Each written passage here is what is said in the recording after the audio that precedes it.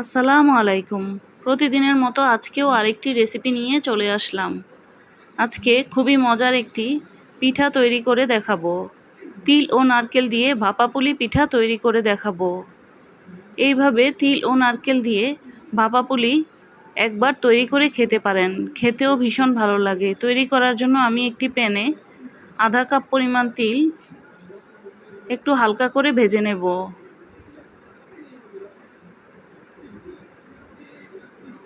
তিলটা ভাজা হয়ে গেলে আমি এখানে 1 কাপের মতো কোরানো নারকেল দিয়েছি আর হাফ কাপ খেজুরের গুড়।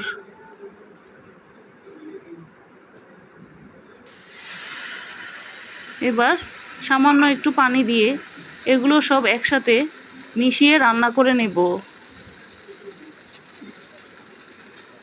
চুলার আঁচ মাঝারি হিটে রেখে আস্তে আস্তে করে রান্না করে নিতে হবে, যতক্ষণ না পর্যন্ত পানিটা একদম পুরোপুরি শুকিয়ে আসে।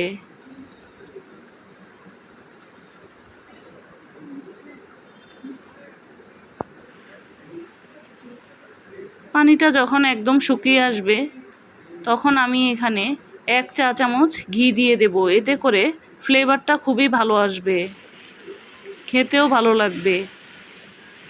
এবার ঘিটাকে নারকেল ও তিলের সাথে একটু ভালোভাবে মিশিয়ে নেব। মিশিয়ে চুলাটা বন্ধ করে দেব।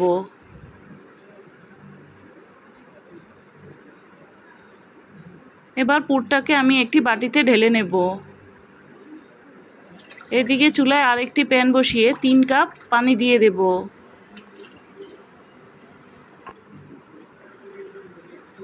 এক চা চামচ লবণ। লবণটাকে এবার পানির সাথে একটু ভালোভাবে নাড়াচাড়া দিয়ে মিশিয়ে দেব। পানিটা যখন খুব ভালোভাবে ফুটে উঠবে তখন এখানে 3 কাপ চালের গুঁড়া দিয়ে দেব।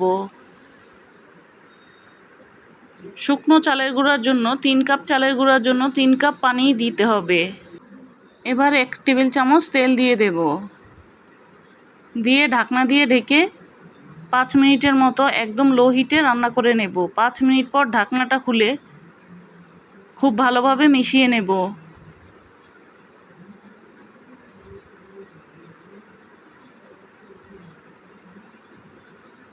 মিশিয়ে নেওয়া হয়ে গেলে ঢাকনা দিয়ে আরও 3-4 মিনিটের মতো চুলাটা বন্ধ করে রেখে দেব। এবার আমি এটাকে একটু গরম থাকা অবস্থায় ভালোভাবে মথে নিয়েছি। এবার ডোটা থেকে ছোট ছোট করে লেচি কেটে এইভাবে করে হাত দিয়ে চেপে চেপে পিঠাটাকে তৈরি করে নেব। এখানে বেলুন দিয়ে বেলার কোনো ঝামেলাই নেই।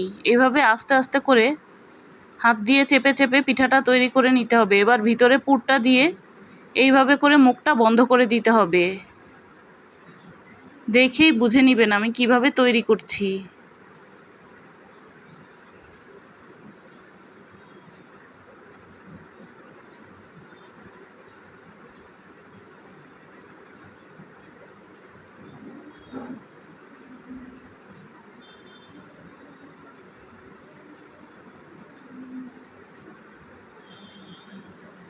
চাইলে আপনারা যে কোনোভাবে যে কোনো ডিজাইন দিয়ে তৈরি করে নিতে পারেন।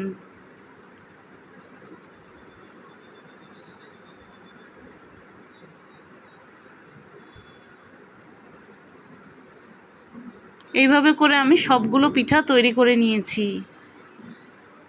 এখন চুলায় একটি পাতিল বসিয়ে পানি দিয়ে দেব। পানিটা যখন ফুটে উঠবে উপরে একটা এরকম স্ট্রেনার বসিয়ে কিছুটা তেল ব্রাশ করে নেব।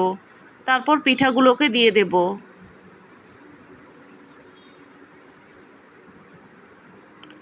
এবার ঢাকনা দিয়ে ঢেকে 10-12 মিনিটের মতো রান্না করে নেব। 10-12 মিনিট পর এখন পিঠাগুলো হয়ে গেছে, তুলে নেব।